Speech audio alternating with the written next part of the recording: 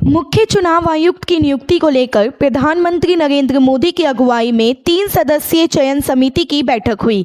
ये बैठक south block स्थित प्रधानमंत्री कार्यालय में आयोजित की गई। चयन समिति की बैठक में पीएम मोदी, लोकसभा में विपक्ष के नेता राहुल गांधी और प्रधानमंत्री द्वारा नामित गृह मंत्री अमित शाह शामिल हुए। कांग्रेस ने कोर्ट के हवाले से चयन समिति पर सवाल खड़े किए।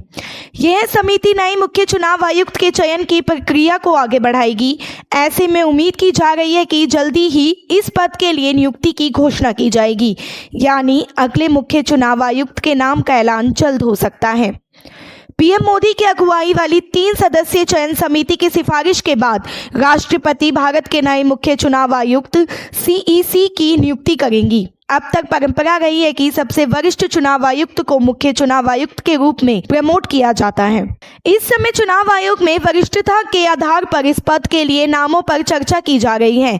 ऐसे में चयन समिति बैठक के बाद अपनी सिफारिश राष्ट्रपति को सौंपेंगी और राष्ट्रपति द्वारा उस सिफारिश के आधार पर अगले मुख्य चुनाव आयुक्त की नियुक्ति की जाएगी। कांग्रेस ने कोर्ट के हवाले से चयन समिति पर सवाल खड़े किए।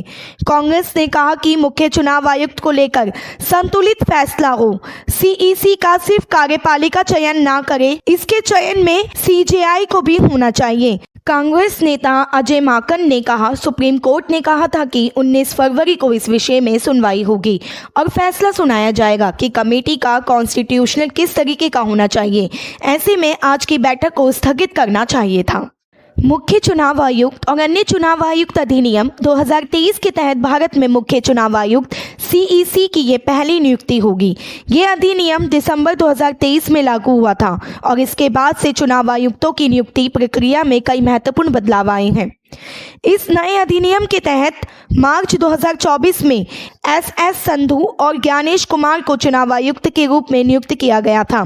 दोनों आयुक्तों की नियुक्ति अरुण गोयल के इस्तीफे और अनूप चंद्र पांडे की रिटायरमेंट के बाद की गई थी। ऐसे में अब सीईसी की वर्तमान नियुक्ति इस अधिनियम के तहत की जाने वाली पहली नियुक्ति होगी।